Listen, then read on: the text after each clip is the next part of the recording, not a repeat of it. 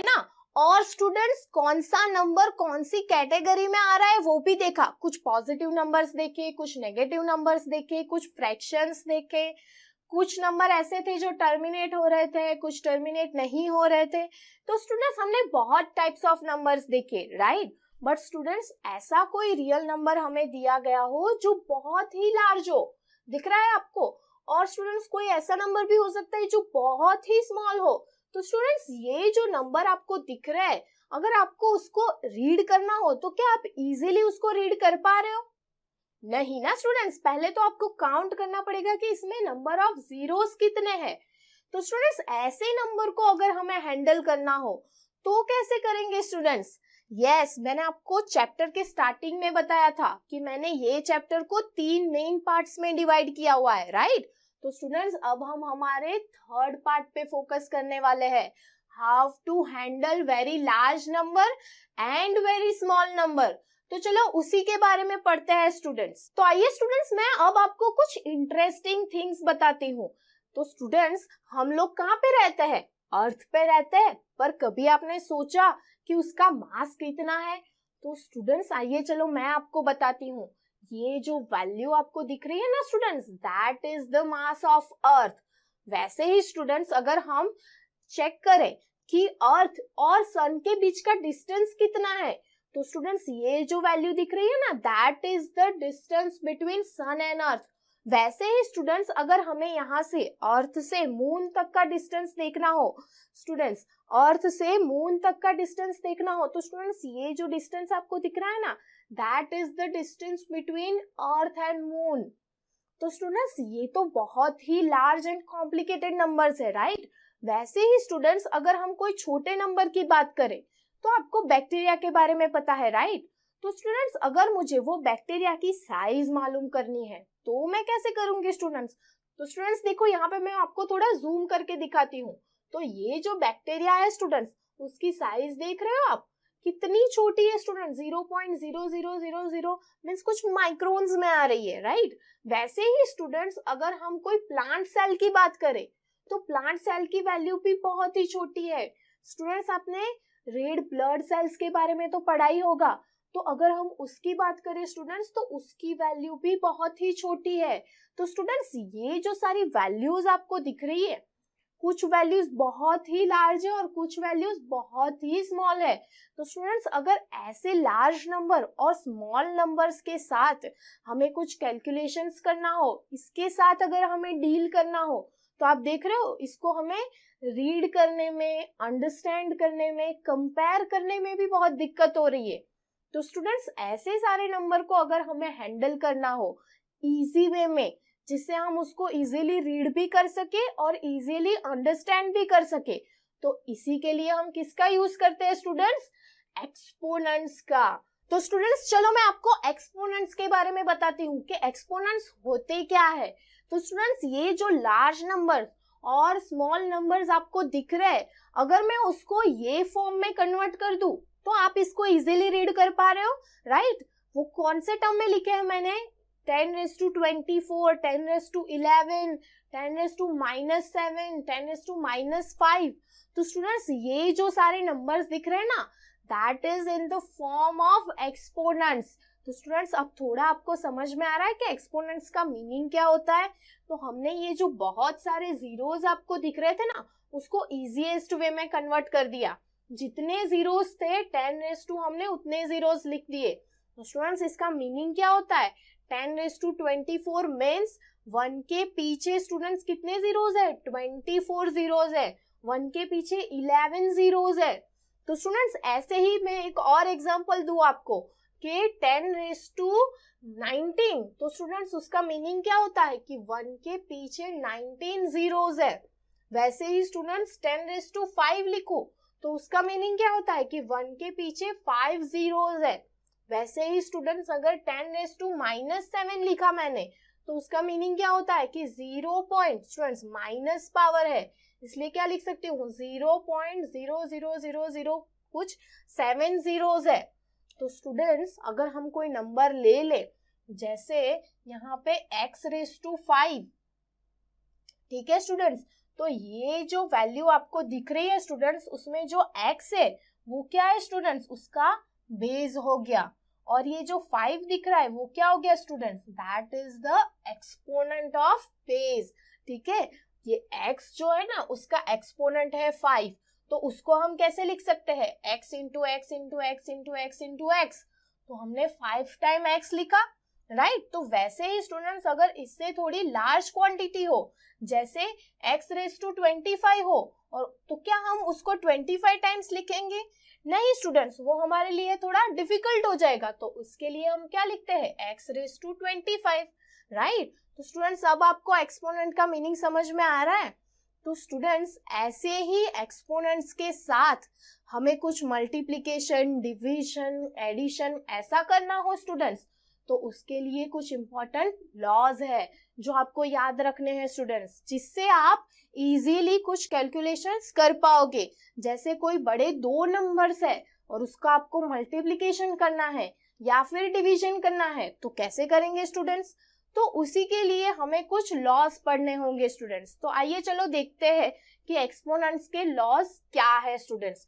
ठीक है, तो स्टूडेंट्स हमने एक्सपोनेंट के बारे में पढ़ लिया। अब उसी एक्सपोनेंट के रिलेटेड स्टूडेंट्स कुछ लॉज भी है एक्सपोनेंट के, वो हम अच्छे से समझ लेते हैं ताकि हम जब एग्जाम्पल सॉल्व करें तो वो लॉज हमें यूजफुल हो सके। ठीक है, हमें वहां पे वही लॉज का यूज करना है स्टूडेंट। तो चलो फर्स्ट लॉ समझते हैं हम। मैं यहाँ पे एक एग्जाम्पल ले रही हूँ। क्या है वो एग्जाम्पल, सपोज यहाँ पे 2⁻³ इंटू 2⁻5 दिया गया है स्टूडेंट्स। ठीक है, तो इसको मैं कैसे लिख सकती हूँ, इसका मीनिंग क्या होता है स्टूडेंट्स, कि मुझे यहाँ पे 2⁻³ मीन्स 2 को 3 टाइम्स लिखना है। तो मैं यहाँ पे लिख देती हूँ, चलो 2 इंटू 2 इंटू 2। ठीक है, और 2⁻5 का मीनिंग क्या है, मुझे 2 को कितना टाइम्स लिखना है, 5 टाइम्स लिखनी है। तो 2 को मैं 5 टाइम्स लिख देती हूँ, 2, 3, 4 एंड 5, राइट। अब स्टूडेंट्स अगर इसको हम सॉल्व करें तो आपको क्या लग रहा है, ये देखो 2 3 टाइम्स है और यहाँ पे 2 5 टाइम्स है, तो टोटल क्या हुआ स्टूडेंट, 2 8 टाइम्स हो गया, राइट। तो उसको हम कैसे लिख सकते हैं, 2⁻8 लिख सकते हैं, राइट। तो स्टूडेंट्स यहाँ पे क्या हो रहा है, देखो बेस जब सेम हो रहे हैं तो स्टूडेंट्स यहाँ पे उसका पावर दिख रहा है आपको। ठीक है, वो दोनों का जब बीच में मल्टीप्लीकेशन हो तो यहाँ पे एडिशन हो रहा है। देखो एक दूसरा एग्जांपल भी देखते हैं स्टूडेंट्स। दूसरे एग्जांपल में क्या दिया हुआ है, यहाँ पे -5⁻2 इंटू -5⁻3। तो यहाँ पे क्या लिखना है स्टूडेंट्स, दोनों के बीच में मल्टीप्लीकेशन है और -5 को 2 टाइम्स लिखना है, मीन्स -5 इंटू -5, राइट। यहाँ पे कितना टाइम्स लिखना है, 3 टाइम्स लिखना है, -5 इंटू -5 इंटू -5। तो स्टूडेंट्स क्या हो रहा है, ये टोटल कितने टाइम लग रहा है आपको, टोटल यहाँ पे 5 टाइम्स लग रहे हैं, राइट। तो यहाँ पे क्या आएगा, -5⁻5, राइट, -5⁻5। तो स्टूडेंट्स यहाँ पे भी क्या हो रहा है, दोनों के पावर का एडिशन हो रहा है। जब यहाँ पे दोनों के बेस सेम हो तो यही हो रहा है ना स्टूडेंट्स। तो इससे कंक्लूजन क्या निकलता है स्टूडेंट, कि जब भी हमारे पास कोई ऐसा नंबर हो या फिर ऐसा कोई वेरिएबल हो जहां पे हमारे पास बेस सेम हो और दोनों मल्टीप्लिकेशन में हो और पावर डिफरेंट हो, तो क्या होगा स्टूडेंट्स, वो दोनों का क्या होगा, एडिशन होगा। तो उसके ऊपर से स्टूडेंट्स हमारा फर्स्ट लॉ है, यहाँ पे हमारा फर्स्ट लॉ है, इसको अगर हम एक वेरिएबल दे दे a, तो क्या होगा, a⁻m। स्टूडेंट्स 3 को मैंने m ले लिया, राइट, यहाँ पे जो 2 था उसको m ले लिया। यूनिवर्सल लॉ क्या होगा, a⁻m इंटू, स्टूडेंट्स पावर का बेस तो सेम ही है इसलिए a⁻n, दोनों के बेस सेम है पर पावर अलग अलग है और बीच में मल्टीप्लिकेशन है। तो क्या होगा स्टूडेंट्स, इसको हम ऐसे लिख सकते हैं a⁻m + n, राइट। समझ में आया स्टूडेंट्स कैसे किया, जब दोनों का बेस सेम हो और बीच में मल्टीप्लिकेशन हो स्टूडेंट्स, तो दोनों के पावर का क्या होगा, एडिशन होगा, राइट। समझ में आया स्टूडेंट्स। तो देखो नेक्स्ट लॉ क्या कह रहा है, तो स्टूडेंट्स हमारा दूसरा लॉ क्या है, जैसे हमने यहाँ पे मल्टीप्लिकेशन किया वैसे ही स्टूडेंट्स हम अगर डिवाइड करके देखें तो क्या हो रहा है, चलो देखते हैं। सपोज इन एग्जाम्पल स्टूडेंट्स यहाँ पे मैंने दिया है 7⁵ को हम डिवाइड करते हैं 7�3 से, तो क्या होता है, क्या दिया गया है, सबसे पहले तो यहाँ पे 7⁵, तो स्टूडेंट 7 को कितने टाइम लिखना पड़ेगा, हमें 5 टाइम लिखना पड़ेगा, राइट। तो चलो 5 टाइम हम 7 पहले लिख लेते हैं, right. Divided by 7�3 means 7 into 7 into 7, right. तो स्टूडेंट्स क्या हो रहा है, अगर आप देखो तो यहाँ से ये 7 कैंसल हो रहा है, वैसे ही ये 7 भी कैंसल हो रहा है और ये 7 भी कैंसल हो रहा है, राइट। तो स्टूडेंट्स क्या रिमेनिंग है यहाँ पे, 7 और 7 दो टाइम्स ही रिमेनिंग है, तो हम क्या लिख सकते हैं यहाँ पे 7 to the power 2, right. Students एक और एग्जांपल भी देखते हैं। देखो दूसरे एग्जांपल में क्या दिया गया है, 1/8 to the power 6 divided by 1/8 to the power 2। तो अब क्या होगा स्टूडेंट्स, देखो यहाँ पे सबसे पहले तो हमें डिवाइड करना है, राइट। 1/8 कितना टाइम दिया गया है स्टूडेंट्स, 6 टाइम दिया गया है, तो 1/8 ऐसा हमें कितनी टाइम लिखना होगा, 6 टाइम लिखना होगा स्टूडेंट्स। तो चलो सबसे पहले हम वही लिख देते हैं, ठीक है। डिनोमिनेटर में क्या दिया हुआ है, 1/8 2 टाइम दिया हुआ है, तो वो भी लिख दिया हमने, राइट। अब स्टूडेंट्स क्या हो रहा है, अगर हम डिवाइड करें तो ये दोनों टर्म एक दूसरे के साथ कैंसल हो रही है, तो रिमेनिंग क्या बच रहा है स्टूडेंट्स, 1/8 हमारे पास 4 टाइम्स है, तो हम उसको कैसे लिख सकते हैं, 1/8 to the power 4, ऐसा लिख सकते हैं। वो 4 टाइम्स है ना स्टूडेंट्स, तो to the power 4 लिख सकते हैं, ये हमने आगे देख लिया। तो स्टूडेंट्स ये दोनों एग्जाम्पल पे से आपको क्या समझ में आ रहा है कि हम जब दोनों सेम बेस को डिवाइड करते हैं, ठीक है, तो उसके पावर में क्या हो रहा है स्टूडेंट, सब्सट्रैक्शन हो रहा है।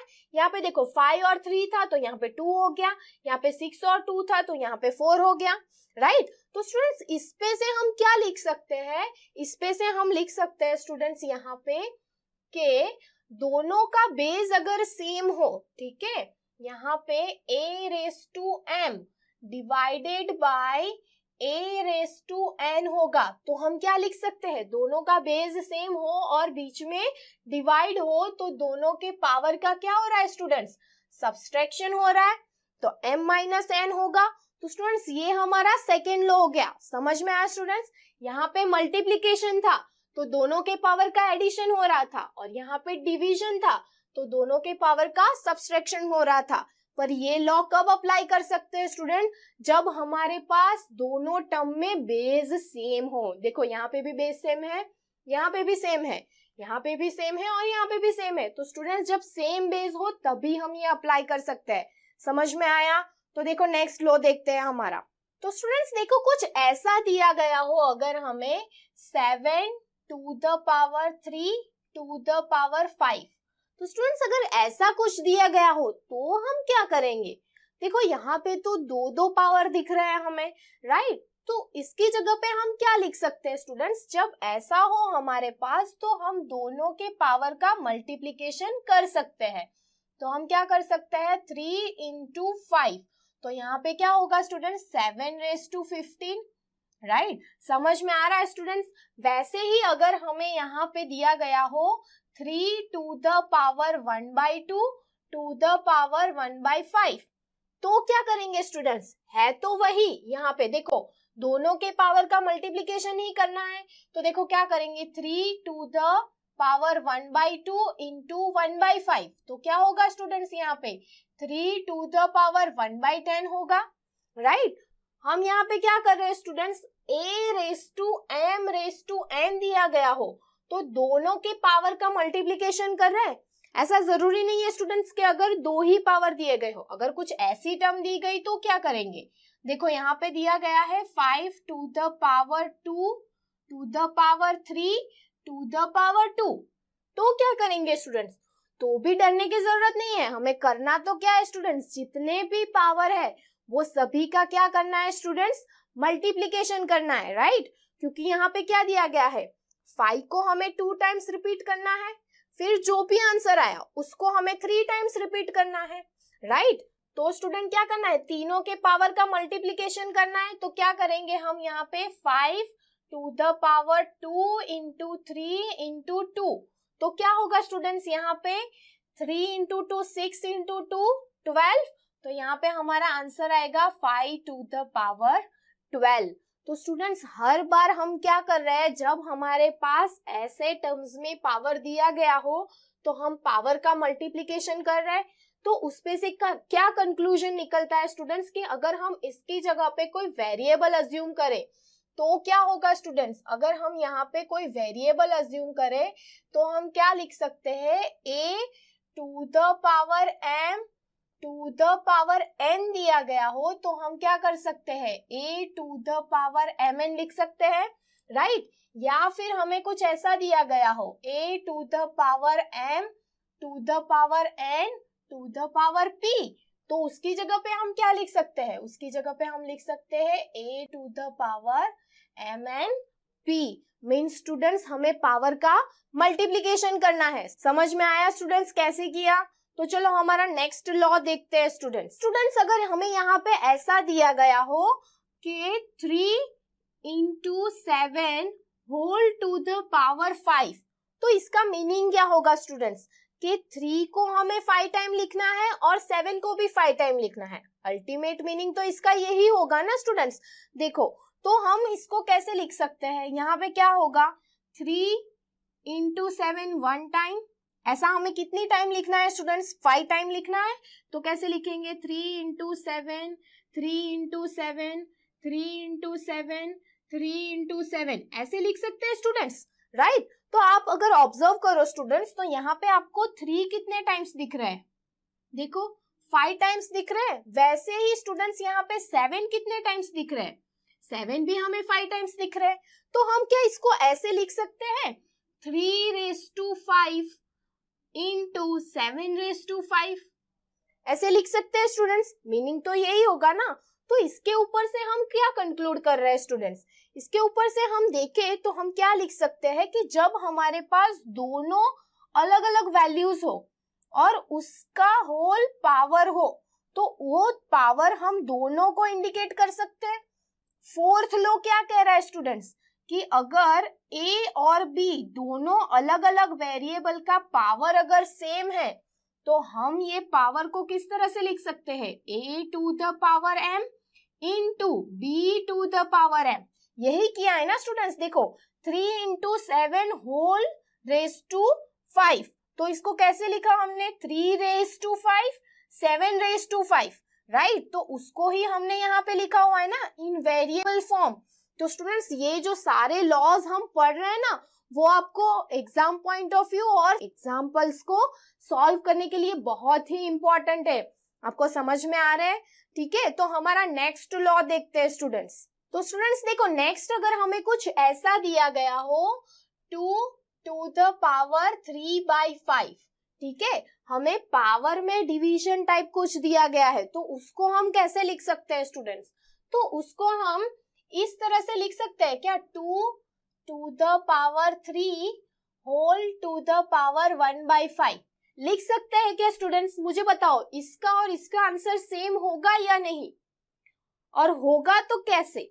तो स्टूडेंट्स मुझे तो ऐसा लग रहा है कि इसका आंसर और इसका आंसर सेम ही होगा। क्यों?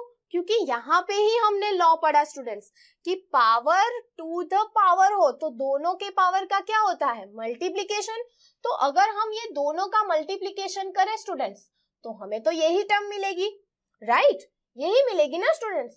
तो इसको हम ऐसे तो लिख ही सकते हैं, बट स्टूडेंट्स क्या इसको हम इस तरह से भी लिख सकते हैं क्या, 2 to the power 1/5 to the power 3, इसका मीनिंग और इसका मीनिंग भी सेम होगा ना स्टूडेंट्स, क्योंकि यहाँ पे भी मल्टीप्लिकेशन करने पे हमें क्या मिल रहा है, यही टर्म मिल रहा है। तो स्टूडेंट्स इसको हम इस तरह से भी लिख सकते हैं और इस तरह से भी लिख सकते हैं, है ना। आपको समझ में आ रहा है? देखो दूसरा भी एक एग्जांपल देती हूँ। सपोज मेरे पास 1/7 टू द पावर 2/3 है, तो उसको हम कैसे लिख सकते हैं, अकॉर्डिंग टू हमने जो आगे देखा उसके अकॉर्डिंग हम क्या लिख सकते हैं, 1/7, ठीक है, to the power 2 to the power 1/3 लिख सकते हैं, राइट, क्योंकि दोनों के पावर का मल्टीप्लीकेशन करने पे हमें यही टर्म मिल रही है। और उसको दूसरी तरह से भी रिप्रेजेंट कर सकते हैं, 1/7 to the power 1/3 to the power 2, इस तरह से भी लिख सकते हैं, है ना स्टूडेंट्स। तो अल्टीमेटली हम क्या कर रहे हैं, अगर इसकी जगह पे हम कोई वेरिएबल अज्यूम कर ले और इसके पावर को m और n बोले, ठीक है, इसके पावर को हम m और n से इंडिकेट करें, तो हमारा लॉ क्या हो जाएगा स्टूडेंट्स, हमारा लॉ हो जाएगा a to the power m/n is equals to a to the power m/n is equals to, क्या हो रहा है स्टूडेंट्स, a m की जगह पे मैंने यहाँ पे क्या लिखा हुआ है 3, तो a to the power m to the power 1/n, ये हो सकता है। और दूसरी तरीके से कैसे लिख सकते हैं, यहाँ पे 1/5 इक्वल्स टू 1/n है ना, तो उसको कैसे लिख सकते हैं, a to the power 1/n to the power m, ये भी लिख सकते हैं ना स्टूडेंट्स। तो ये हमारा दूसरा लॉ हो गया स्टूडेंट्स। तो ये लॉज हमें याद रखने हैं। देखो स्टूडेंट्स, यहाँ पे क्या हो रहा है, यहाँ पे पावर का डिवीजन हो रहा है और यहाँ पे क्या हो रहा था, दोनों के पावर का मल्टीप्लीकेशन हो रहा था, राइट। अगर डिवीजन हो रहा है तो हम उसको ऐसे लिख सकते हैं और दोनों के मल्टीप्लीकेशन करने पे ऑलरेडी हमें वही टर्म मिल रही है, राइट। तो स्टूडेंट समझ में आया कैसे किया।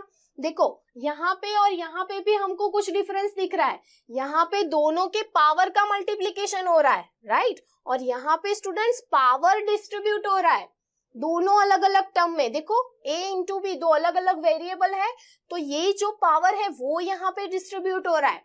तो स्टूडेंट्स सभी लॉस कुछ अलग अलग वैल्यूज और कुछ अलग अलग इंडिकेशंस दे रहे हैं हमें। देखो नेक्स्ट लॉ में क्या दिया गया है वो भी देख लेते हैं। तो स्टूडेंट्स देखो, अब यहाँ पे जैसे हमें मल्टीप्लीकेशन दिया हुआ है, राइट, वैसे ही अगर हमें कुछ डिवीजन में दिया गया हो, जैसे 2/3 होल रेस टू 5, तो स्टूडेंट्स यहाँ पे दो अलग अलग वेरिएबल का डिवीजन दिया हुआ है और दोनों का पावर सेम ही है, तो इसको हम कैसे लिख सकते हैं, यहाँ पे क्या हुआ है 2/3 to the power 5, right, means यहाँ पे हमें 2/3 को कितने टाइम्स लिखना है, 5 टाइम्स लिखना है। तो क्या होगा 2/3 मल्टीप्लाई विथ 2/3 2/3 2/3 2/3, ऐसे होगा स्टूडेंट्स। तो अगर हम इसको इंडिविजुअली लिखे तो 2 कितनी टाइम रिपीट हो रहा है स्टूडेंट्स, 5 टाइम रिपीट हो रहा है, तो हम क्या लिख सकते हैं 2 टू द पावर 5, राइट, और 3 कितने टाइम रिपीट हो रहा है, वो भी 5 टाइम रिपीट हो रहा है, तो इसको हम कैसे लिख सकते हैं 3 टू द पावर 5। वैसे एक दूसरा एग्जांपल लेते हैं स्टूडेंट्स, 11/7 टू द पावर 3, तो उसको कैसे लिखेंगे हम 11/7 मल्टीप्लाई विथ 11/7 मल्टीप्लाई विथ 11/7। तो स्टूडेंट्स इसके ऊपर से हम क्या लिख सकते हैं 11 to the power 3 upon 7 to the power 3, right, यही हो रहा है ना स्टूडेंट्स। तो अल्टीमेटली कंक्लूजन क्या हो रहा है स्टूडेंट्स कि यहाँ पे हमारे पास दोनों अलग अलग वेरिएबल का पावर अगर सेम है तो उसके ऊपर से हम क्या लिख सकते हैं, देखो हमारा 6th लॉ क्या कह रहा है, दोनों वेरिएबल अलग अलग है, ठीक है, तो हम यहाँ पे a/b दो अलग अलग वेरिएबल ले लेते हैं और पावर तो सेम ही है, means to the power m, तो उसकी जगह पे क्या लिख सकते हैं, ये पावर दोनों वेरिएबल में डिस्ट्रीब्यूट हो रहे हैं, राइट, तो उसकी जगह पे क्या लिख सकते हैं a to the power m upon b to the power m, right students. तो यहाँ पे देखो, यहाँ पे जब दोनों वेरिएबल का मल्टीप्लीकेशन था तो भी पावर इंडिविजुअली अप्लाई हो रहा था, और यहाँ पे डिवीजन है तो डिवीजन में भी पावर इंडिविजुअली अप्लाई हो रहा है। तो समझ में आ रहा है स्टूडेंट्स। देखो यहाँ पे मल्टीप्लीकेशन करना था, यहाँ पे हमने इस फॉर्म में लिख दिया, इसका मल्टीप्लीकेशन करने पे भी हमें यही टर्म मिल रहा था। यहाँ पे तो अलग अलग वेरिएबल का मल्टीप्लीकेशन है तो पावर दोनों अलग अलग वेरिएबल को डिस्ट्रीब्यूट हो रहा है। वैसे ही स्टूडेंट्स यहाँ पे तो अलग अलग वेरिएबल का डिवीजन है तब भी पावर दो अलग अलग वेरिएबल पे डिस्ट्रीब्यूट हो रहे हैं। समझ में आ रहा है स्टूडेंट्स, ये सारे लॉज हमें याद रखने हैं ताकि हम एग्जाम्पल इजीली सॉल्व कर सके। तो देखो नेक्स्ट लॉ में हमें क्या दिया गया है, तो स्टूडेंट्स देखो अगर कुछ ऐसे फॉर्म में हमें डेटा दिया गया हो 5 टू द पावर -3, तो ये तो हमें नेगेटिव पावर दिया गया है। अब तक तो हमने जितने भी लॉज देखे स्टूडेंट्स उसमें सभी का पावर पॉजिटिव ही था, राइट। तो अगर ये नेगेटिव पावर हमें दिया गया है तो उसको हम पॉजिटिव पावर में कैसे कन्वर्ट करेंगे? तो बड़ा ही सिंपल है स्टूडेंट्स, अगर हमें नेगेटिव पावर दिया गया है तो हमें उसका रेसिप्रोकल लेना है, राइट, मींस इनवर्स लेना है। तो यहाँ पे क्या लिख सकते हैं स्टूडेंट्स, हम 5 टू द पावर -3 है तो उसको हम 1/5 टू द पावर 3 लिख सकते हैं, ताकि हमारा जो पावर था वो क्या हो गया, पॉजिटिव हो गया, राइट। ऐसे ही अगर दूसरा एग्जाम्पल कुछ दिया गया हो, जैसे 1/11 टू द पावर -1/3, ठीक है स्टूडेंट्स। तो इसको अगर हमें पॉजिटिव करना है तो हम क्या करेंगे, तो 1/11 टू द पावर 1/3। तो स्टूडेंट्स ये हमने यहाँ पे भी पावर को पॉजिटिव कर लिया, तो इसके ऊपर से हम क्या लिख सकते हैं स्टूडेंट्स, इसके ऊपर से हम यहाँ पे लिख सकते हैं कि अगर कोई एक वेरिएबल हमें दिया गया है जिसका पावर नेगेटिव है तो उसका हमें क्या लेना है, पावर पॉजिटिव करने के लिए रेसिप्रोकल लेना है। बट स्टूडेंट्स यहाँ पे एक कंडीशन भी है कि हमारा a क्या नहीं होना चाहिए, a does not equals to 0, क्योंकि स्टूडेंट्स अगर ये 0 हो गया तो 1/0 हो जाएगा, दैट इज नॉट पॉसिबल। तो स्टूडेंट्स ये भी हमें याद रखना है, ठीक है, कि कोई भी वैल्यू दी गई हो और उसका पावर अगर नेगेटिव है तो हमें वो पावर क्या करना है, पॉजिटिव में कन्वर्ट करना है, राइट। वैसे ही स्टूडेंट्स ये तो हमने पॉजिटिव पावर देख लिया, नेगेटिव पावर भी देख लिया, बट किसी का पावर 0 हो तो क्या वैल्यू आएगी स्टूडेंट्स? तो देखो यहाँ पे क्या हो सकता है, अगर मैं एक एग्जांपल दूं आपको, तो 1 टू द पावर 0 हो तो हम क्या लिखेंगे, तो हम लिख सकते हैं 1। वैसे ही स्टूडेंट्स अगर यहाँ पे 2 टू द पावर 0 हो तो भी हम 1 लिखेंगे। यहाँ पे वैसे ही students x to the power 0 हो तो भी हम 1 लिखेंगे। अब आपको लगेगा कि ये कैसे आया, तो स्टूडेंट सपोज यहाँ पे मेरे पास x क्यूब है, राइट, और डिनोमिनेटर में भी x क्यूब है, तो क्या होगा, ये दोनों एक दूसरे के साथ कैंसिल हो जाएंगे, तो हमारे पास आंसर क्या आएगा, 1 आएगा, राइट। तो ये स्टूडेंट्स 1 हो जाएगा। वैसे ही स्टूडेंट्स अगर हमें x³ डिवाइडेड बाय x³ दिया गया हो तो इस पे हम हमारा एक्सपोनेंट का लॉ अप्लाई करेंगे, तो क्या होगा स्टूडेंट्स, यहाँ पे एक तो बेस सेम है, राइट, और डिवीजन दिया गया है तो पावर का क्या होगा, सब्सट्रैक्शन। तो क्या होगा स्टूडेंट्स, यहाँ पे x⁻³ - 3 that is equals to x⁻0, और इसके इक्वल्स टू में तो हमें क्या आंसर मिल रहा है, 1, तो x⁻0 इक्वल्स टू क्या हो गया, 1। तो स्टूडेंट्स इसका मतलब क्या है कि किसी के भी पावर में अगर हमें 0 दिया गया हो, राइट, किसी भी वेरिएबल या वैल्यू का पावर अगर 0 हो तो हम उसका आंसर क्या लिख सकते हैं, 1, राइट। तो वैसे ही स्टूडेंट्स हमारा नेक्स्ट ये जो लॉ है उसको हम कैसे लिख सकते हैं, a to the power 0 is equals to 1। समझ में आया स्टूडेंट्स? ये सारे law exam point of view और एग्जाम्पल पॉइंट ऑफ व्यू हमारे लिए बहुत ही इंपॉर्टेंट है स्टूडेंट्स। तो आपको इजीली समझ में आया मैंने कैसे यहाँ पे लॉज डिराइव किए हुए हैं, राइट स्टूडेंट्स। तो आपको एक्सपोनेंट्स के लॉज के बारे में तो अच्छे से पता चल ही गया है, राइट, समझ भी लिया हमने कौन कौन से लॉज है और उसका कैसे यूज करना है, ठीक है। बट स्टूडेंट्स मैं यहाँ पे आपको कुछ इंपॉर्टेंट पॉइंट्स देती हूँ, वो पॉइंट्स आपको याद रखने हैं ताकि हम जब भी एग्जाम्पल सॉल्व करें हमें सबसे पहले पता चल जाए कि हमें करना क्या है। तो आइए हमारा फर्स्ट पॉइंट देखते हैं। फर्स्ट पॉइंट में क्या दिया गया है स्टूडेंट्स, हमें कोई ऐसी टर्म दी गई हो जिसके बेस सेम हो, जैसे हम ले लेते हैं यहाँ पे 7⁴ इंटू 7⁻3। तो स्टूडेंट्स यहाँ पे क्या हो रहा है, कोई भी ऐसी टर्म दी गई हो जिसका बेस हमें सेम मिल रहा हो, तो सबसे फर्स्ट चीज हमें क्या करनी है, हमें उसको मर्ज करना है, ठीक है। अब स्टूडेंट्स ये हमें पता है कि यहाँ पे क्या दिया हुआ है, मल्टीप्लीकेशन दिया हुआ है, तो मर्ज करना है तो हमें क्या करना पड़ेगा, दोनों के पावर का एडिशन करना पड़ेगा। तो हमें क्या आंसर मिलेगा, 7⁴ + 3, राइट, यानी 7⁻7। तो हमें इजीली पता चल गया कि हमें क्या करना है।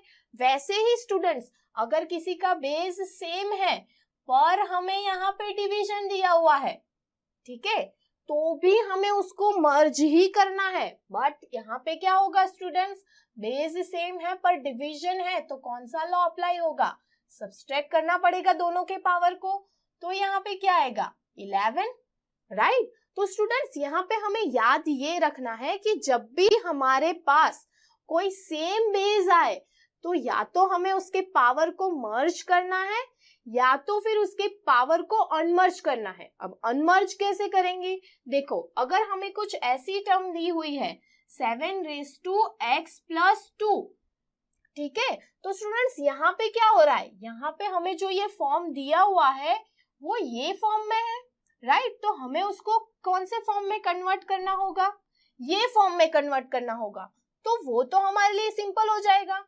तो स्टूडेंट्स यहाँ पे क्या करना होगा 7x into 7/2, राइट। तो स्टूडेंट्स ये चीज हमें ध्यान रखनी है कि जब भी हमारे पास कुछ ऐसी टर्म आए जिसका बेस सेम हो तो फर्स्ट थिंग हमें उसको मर्ज करना है या तो फिर अनमर्ज करना है, ठीक है स्टूडेंट्स।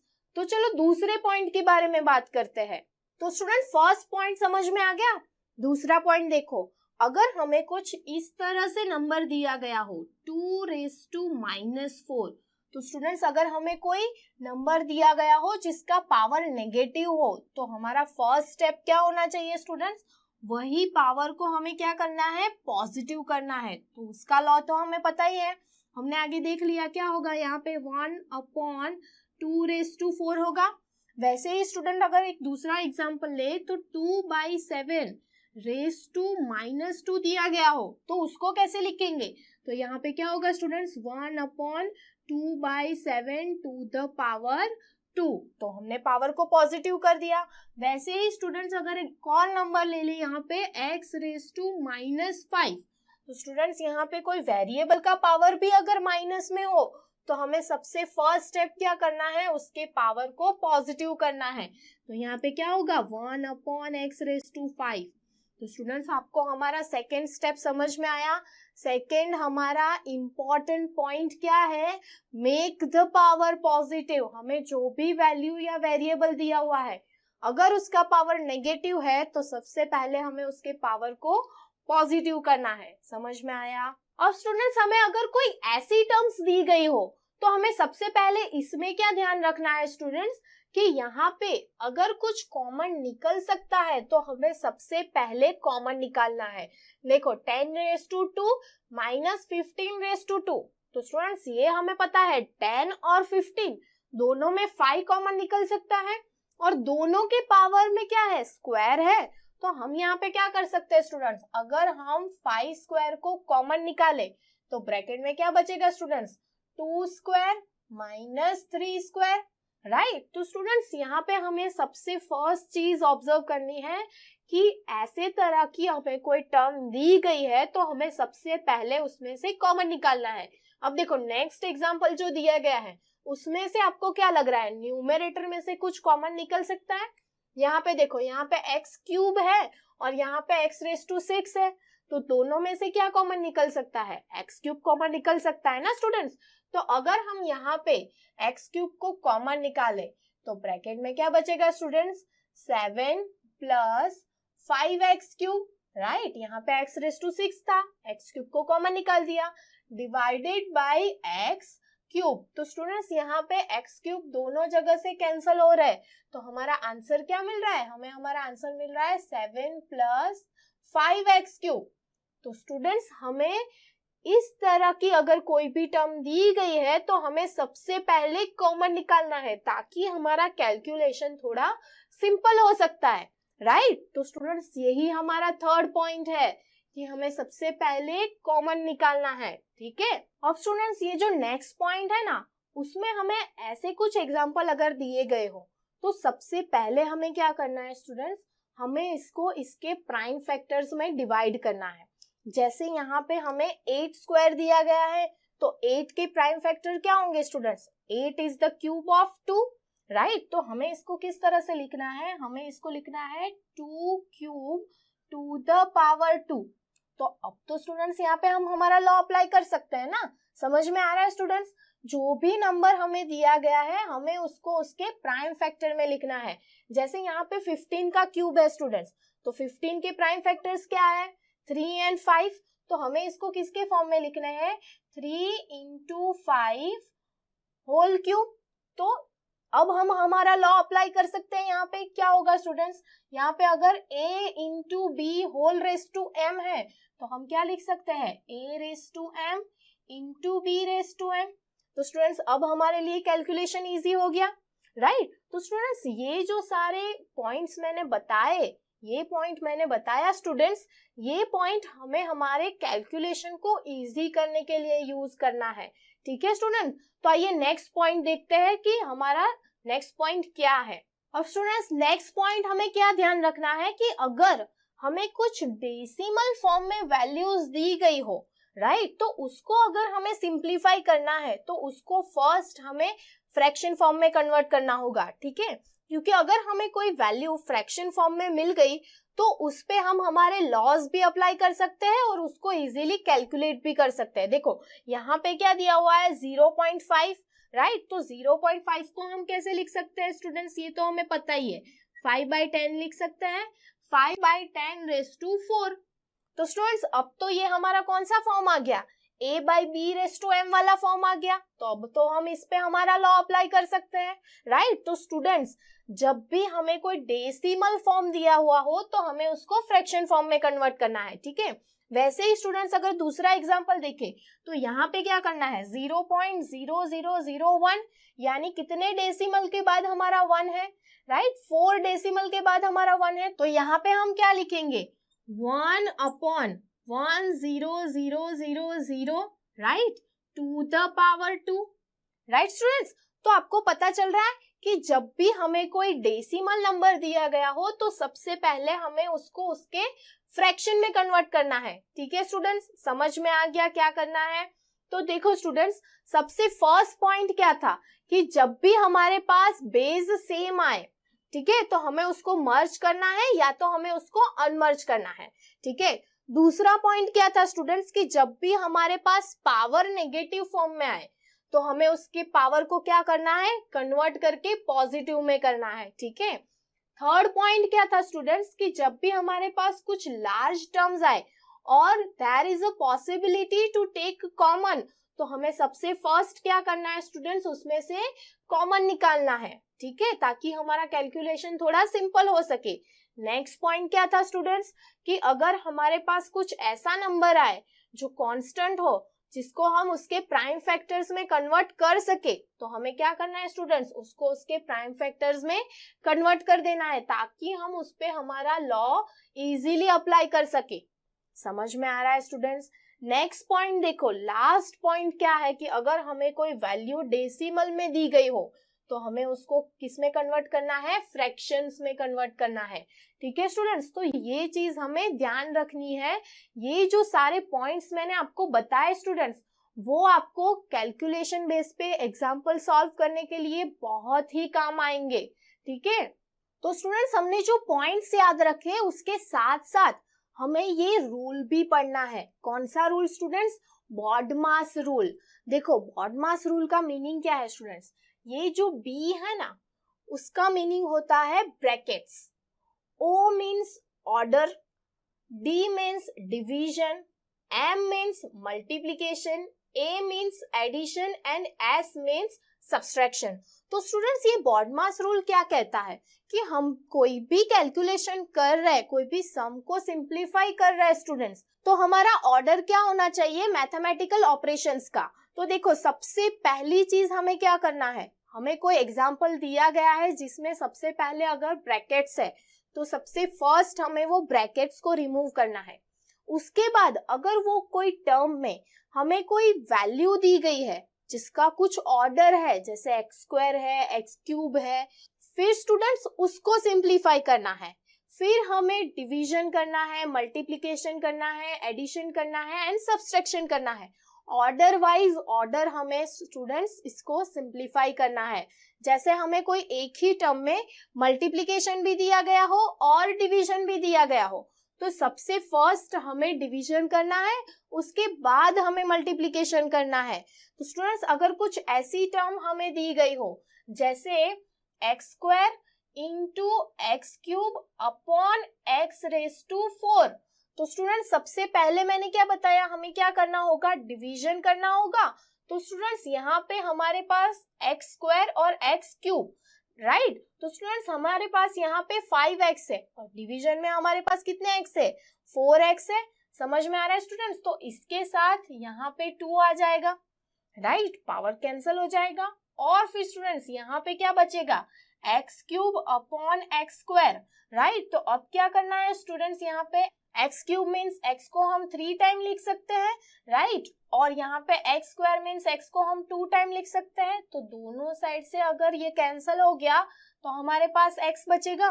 तो स्टूडेंट्स जहां पे हमारे पास मल्टीप्लिकेशन और डिवीजन दोनों हो, तो अकॉर्डिंग टू बॉडमास रूल हमें सबसे पहले क्या करना है, डिवीजन करना है, उसके बाद मल्टीप्लिकेशन करना है। समझ में आ रहा है स्टूडेंट्स क्या करना है। वैसे ही स्टूडेंट्स एडिशन, सब्सट्रैक्शन, ये सारे टर्म्स अगर हमें कोई एक ही एग्जाम्पल में दिए गए हो तो हमें 1 बाय 1 उसके ऑर्डर्स फॉलो करने हैं। ये तो आप देख के ही आए हो स्टूडेंट्स, बट थोड़ा रिकॉल कर लो, राइट। ये हमें एग्जाम्पल पॉइंट ऑफ व्यू बहुत ही काम आएंगे। तो स्टूडेंट्स सबसे फर्स्ट ब्रैकेट को रिमूव करो, उसके बाद जो ऑपरेशंस यहाँ पे दिए गए हैं वो ऑपरेशंस हमें परफॉर्म करने हैं। समझ में आया स्टूडेंट्स।